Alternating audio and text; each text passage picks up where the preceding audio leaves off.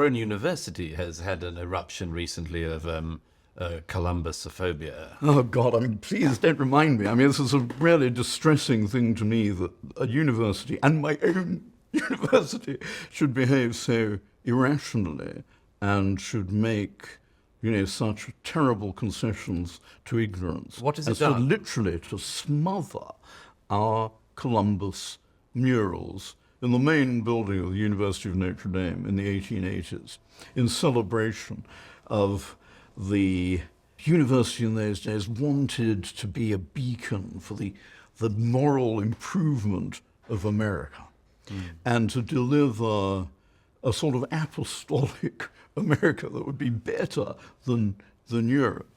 They chose Columbus as an image, to represent this, because he was the man who brought Catholicism to the New World. And I mean, in that the is late literally 19th true. century, this wasn't by any means an unusual view of Columbus. No, on This the was- contrary. I mean, it was the reason they chose Columbus was that he was a universal hero. In those days, everybody in America loved Columbus, although he was primarily, obviously, an Italian-American hero. He was also the hero of everybody, because the founding fathers, the great patriots, had adopted him as a sort of honorary patron. Jefferson had his bust in Monticello. Gerald Barlow wrote this sort of epic poem about him, in which he's a sort of forerunner of the United States.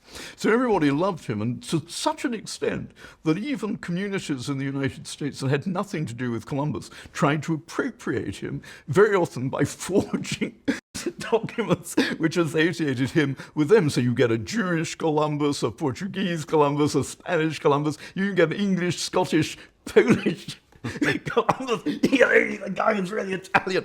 But they all wanted a piece of him, you see. So actually, in the age, and of course the Columbian Exhibition in Chicago was coming up. It was going to take place in 1892 to celebrate the 400th anniversary of Columbus's transatlantic crossing. So at Notre Dame, it made absolute sense to focus this effort to create a sort of series of icons associating America with moral superiority, focus that on Columbus. And the result is that actually the image of the Native Americans in those murals is very positive.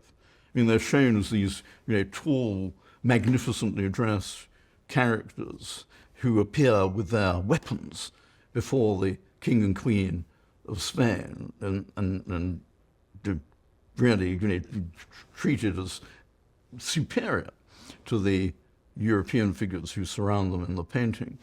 They're showing compassion and charity and mercy towards Columbus when he's down on his luck, and the Spaniards have turned against him, and he's in disgrace, as he was for a period towards the end of his life.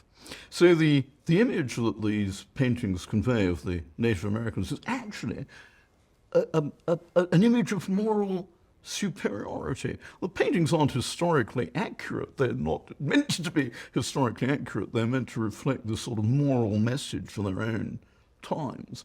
But alas, people have looked at them with, I think, prejudiced eyes on the basis of those false accounts of Columbus that you mentioned that became very popular in the 1990s and that warped Americans' understanding of this episode in history and warped their understanding of what Columbus really did and what he was really like. And people have seen the paintings through that filter and have claimed, in many cases, that they find them offensive, which is mad. Because what the painter was trying to do is the opposite of offending anybody. And if you look at them and you're offended, it's because you're not understanding them, you're not looking at them objectively or clearly.